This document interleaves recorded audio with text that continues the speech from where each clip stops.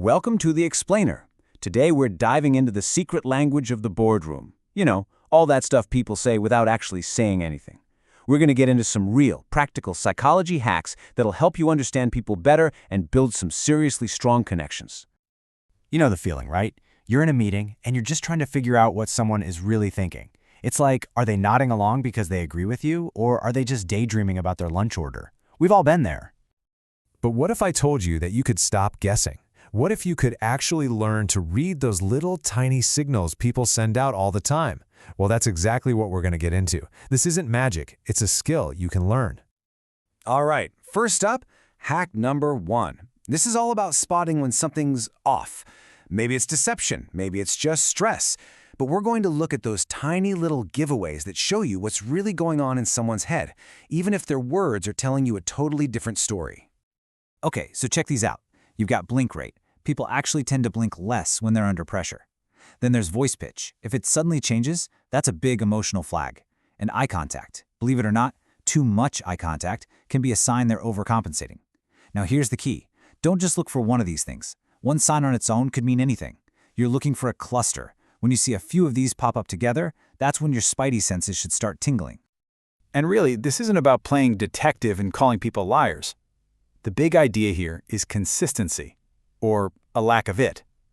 Do their words match what their body is doing? If someone says, "Oh yeah, I'm totally confident about this," but their voice is shaking, well, that's a huge red flag. That mismatch is where the truth usually lives. Okay, so we've talked about reading other people. Now let's flip the script. How do you build that connection? This brings us to hack number 2, the mirror technique. And trust me, this one is a game changer for building rapport fast. You ever meet someone and just click instantly?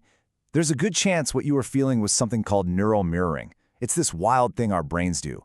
When you subtly, and I mean subtly, match someone's posture or the speed they talk or their general vibe, you're sending them this powerful unconscious signal that says, hey, I get you. We're on the same page.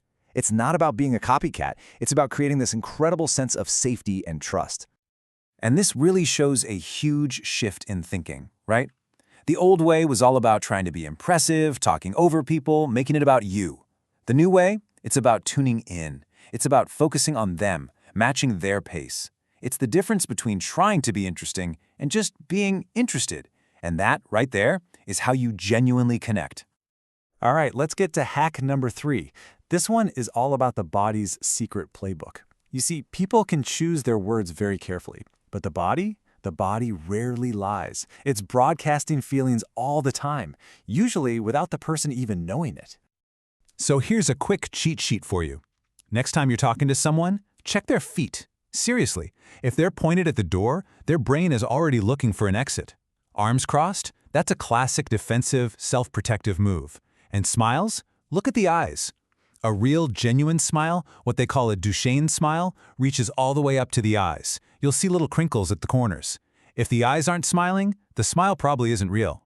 And if you want to get to the next level, you have to learn about micro-expressions. These things are insane. They're these super fast, involuntary flashes of emotion on someone's face. We're talking less than half a second. It could be a quick flash of anger or surprise or fear before they can put their poker face back on. Yeah, they're tough to spot, but if you can train yourself to see them, you'll get a direct window into how someone is really feeling. Okay, on to our final hack. And honestly, this might be the most powerful one of them all. Because it's not about what you see, it's about what you hear. Or rather, how you listen. So let's look at this. Your colleague says, "Man, work has been crazy." The typical response is, "Ugh, me too. It's been nuts," right? We make it about ourselves. But look at the other option.